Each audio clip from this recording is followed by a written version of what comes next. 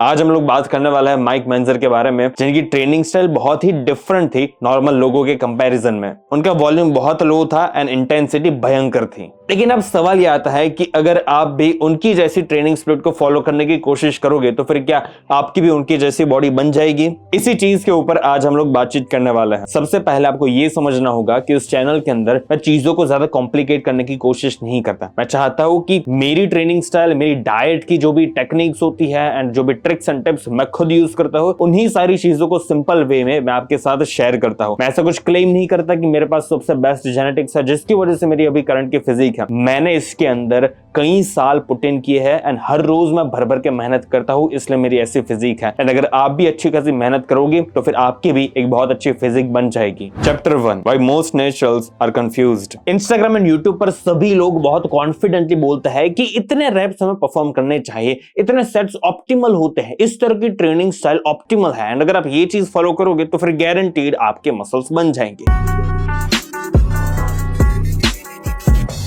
And ऐसी सारी चीजें हर दूसरा इंसान बोल रहा है यूट्यूब एंड इंस्टाग्राम के ऊपर, जिसकी वजह से लोग कंफ्यूज हो रहे हैं। एंड सिर्फ लोग नहीं, मैं खुद भी कंफ्यूज हो रहा हूँ, जिसकी वजह से मैंने सर को बोला था कि सर जी ये जो आपने ट्रेनिंग स्प्लिट बनाया है इसके अंदर कुछ गड़बड़ लग रही है मुझे, इसलिए कृपया करके इसको चेंज कीजिए। ऑल्दो वो मेरी एक बचकानी हरकत थी जो मैंने की थी, लेकिन सर ने उसको अच्छे से हैंडल कर लिया था। लेकिन हाँ, बिकॉज ये एक बहुत बड़ा कंफ्यूजन इंटरनेट पर चल रहा है, इसी रीजन की वजह से माइक मेंजर लोगों को बहुत पसंद आ रहे हैं। क्योंकि माइक मेंजर की जो भी ट्रेनिंग फिलॉसफी थी वो बहुत ही सिंपल है कि पूरे हफ्ते में आपको 1 से 2 सेट्स करने हैं जिसकी इंटेंसिटी होनी चाहिए खतरनाक, बस काफी है उतना। आपको पूरे हफ्ते में 2 से 3 बार जिम में जाना है एंड बाकी के आपको रेस्ट डेज लेना है ताकि आपकी बॉडी प्रॉपर्ली रिकवर हो जाए। इस तरह से आपको ज्यादा वॉल्यूम परफॉर्म करने की जरूरत नहीं है, लेकिन जब भी आप जिम में जाओ तो फिर आपको सिर्फ 1 सेट लगाना है हर एक एक्सरसाइज का, लेकिन उसकी इंटेंसिटी भर भर के होनी चाहिए। इतना सिंपल है उनका वर्कआउट प्लान। लेकिन अभी अगर हम लोग मॉडर्न वर्कआउट प्लान को देखें तो फिर उसके अंदर कई सारे कंफ्यूजन्स आते हैं। लाइक अगर मैं push pull leg routine follow करूं तो फिर क्या मुझे 3 एक्सरसाइज परफॉर्म करनी चाहिए या मुझे 6 एक्सरसाइज परफॉर्म करनी चाहिए?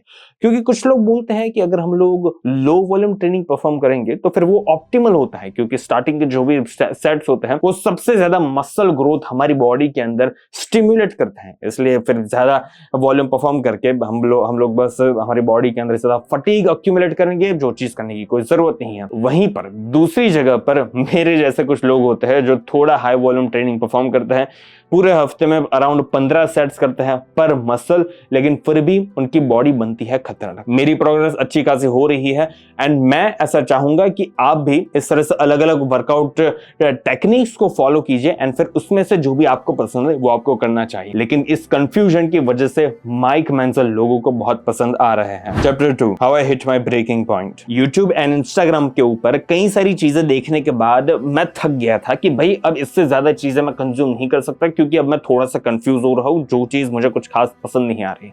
इसलिए मैंने अब फाइनली एक थोड़ी simple training style and diet की चीजें फॉलो करना शुरू की है।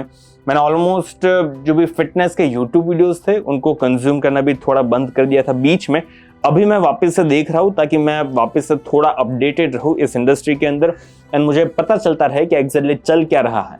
ओके, सो मैं थोड़ा कंफ्यूज हो गया था, जिसकी वजह से मैंने बस वैसी चीजें फॉलो करनी शुरू कर दी जो असल में काम करती है एंड ट्रस्ट मी, मेरे रिजल्ट्स आपके सामने हैं। Chapter 3, important clarification, don't skip this. आपको एक चीज समझनी होगी कि मैं माइक मेंजर की जो ट्रेनिंग स्प्लिट है उसको फॉलो नहीं करता, क्योंकि उसका वॉल्यूम बहुत कम है एंड मुझे पर्सनली ऐसा लगता है कि वो मेरी बॉडी के ऊपर कुछ खास सूट नहीं होने वाला है। मैंने पास्ट में ब्रो स्प्लिट फॉलो करने की कोशिश की थी, मेरा वॉल्यूम तब भी ठीक ठाक था, लेकिन अभी के कंपैरिजन में थोड़ा कम था, लेकिन तब मेरी प्रोग्रेस लिटरली रुक गई थी, जिसकी वजह से मैंने फिर अलग अलग चीजें ट्राई करना शुरू कर दिया था। अभी का मेरा वॉल्यूम हाई है, इसलिए ऑब्वियसली मैं आपको रिकमेंड नहीं करूंगा कि आपको बस डायरेक्टली माइक मेंजर की जो ट्रेनिंग स्प्लिट है जो आपको इंटरनेट पर इजीली मिल जाएगी उसको आपको बस डायरेक्टली फॉलो करना शुरू कर देना है। नहीं, अब डायरेक्टली माइक मेंजर की स्प्लिट फॉलो नहीं कर सकते। पहले आपको कुछ चीजों को समझना होगा। सबसे पहली चीज ये है कि अभी का आपका जो वर्कआउट प्लान है क्या वो आपको रिजल्ट्स दे रहा है या नहीं दे रहा। अगर आपके रिजल्ट्स बहुत कम है, अगर रिजल्ट्स ना के बराबर है तो फिर हाँ आप दूसरी वर्कआउट स्प्लिट ट्राई कर सकते हो। लेकिन आपको एक और चीज समझनी होगी कि अभी जो भी आपकी ट्रेनिंग स्प्लिट है क्या उसकी वजह से आपकी प्रोग्रेस नहीं नहीं हो रही, या फिर आपका डाइट एंड आपकी स्लीप ऑन पॉइंट नहीं है, या तो फिर अपनी रियल लाइफ के अंदर कुछ ज्यादा ही स्ट्रेस ले रहे हो, उसकी वजह से आपकी प्रोग्रेस नहीं हो रही। क्या ये 3 फैक्टर की वजह से आपकी प्रोग्रेस नहीं हो रही है, या आपकी वर्कआउट स्प्लिट के अंदर गड़बड़ है इसलिए आपकी प्रोग्रेस नहीं हो रही? इससे इन दोनों चीजों के बारे में आपको एक तरह की सीमा रेखा खींचनी होगी, ताकि आपको पता चल सके कि किन चीजों को हमें चेंज करना है। अगर इन तीनों चीजों के अंदर गड़बड़ है तो फिर इन तीनों चीजों को आपको पहले सही करना होगा, उसके बाद में ही कोई भी वर्कआउट स्प्लिट असल में वर्क कर पाएगी। मैं हाई वॉल्यूम ट्रेनिंग फॉलो करता हूं, लेकिन मेरी स्लीप, मेरा डाइट एंड मेरा जो स्ट्रेस होता है पूरे दिन का, वो ऑन पॉइंट है। इसलिए मेरी अभी के वर्कआउट स्प्लिट असल में वर्क कर रही है, कि मुझे एक डायरेक्ट रिस्पॉन्स मिल रहा है। लेकिन आपको ये चीज कभी भी नहीं मिल पाएगी अगर आपकी ये तीनों ही चीज, स्ट्रेस, स्लीप एंड डाइट, ये तीनों चीजें ऑन पॉइंट नहीं है तो। एंड हाँ, जो भी नेचुरल लिफ्टर्स होते हैं उनका मेन मकसद यही होना चाहिए कि आपको जितना हो सके उतना कम वॉल्यूम पर ट्रेन करना है, जितनी हो सके उतनी अच्छी रिकवरी लेनी है, एंड आपको एक इस तरह का रूटीन फॉलो करना है जिसके अंदर कम से कम स्ट्रेस के अंदर आप ज्यादा से ज्यादा मसल्स पुट ऑन कर सको, ताकि पूरा दिन आप जिम में स्पेंड ना करो एंड आपके पास एक रियल लाइफ भी रहे। इस तरह का एक माइंडसेट होना चाहिए आपके दिमाग के अंदर। अब बिकॉज बहुत कम वर्कआउट वॉल्यूम पर मेरी बॉडी कुछ खास ग्रो नहीं हो रही है फिलहाल के लिए, इसलिए मैं जिम के अंदर 2 से 3 घंटे स्पेंड करता हूँ। मैं अराउंड 12 या तो फिर 1 बजे जिम में जाता हूँ एंड मुझे आते आते 5:30 जैसे बज जाते हैं। सो अराउंड 4 घंटे मैं जिम में स्पेंड करता हूँ एंड मुझे इसमें कोई प्रॉब्लम नहीं है, क्योंकि ICN आने वाला है 2026 में, WNBF आने वाला है 2026 में, एंड मुझे उसमें गोल्ड मेडल्स चाहिए। अभी आपके ऊपर डिपेंड करता है कि आपके जो भी गोल्स है वो उसकी इंटेंसिटी क्या है। कि आपको ICN में प्रो कार्ड चाहिए तो फिर हाँ, जो भी चीजें नेसेसरी होगी वो आपको करनी होगी। लेकिन क्या आपको बस 6 पैक्स चाहिए, बाइसेप्स पर छोटी सी विंग्स चाहिए, लो बॉडी फैट परसेंटेज चाहिए एंड एक फिटनेस वाली फिजिक आपको अचीव करनी है, तो फिर आप माइक मेंजर या तो फिर कोई भी और लो वॉल्यूम ट्रेनिंग कर सकते हो। मैं सजेस्ट करूंगा कि डायरेक्टली माइक मेंजर जैसी ट्रेनिंग स्प्लिट फॉलो करने की जरूरत नहीं है।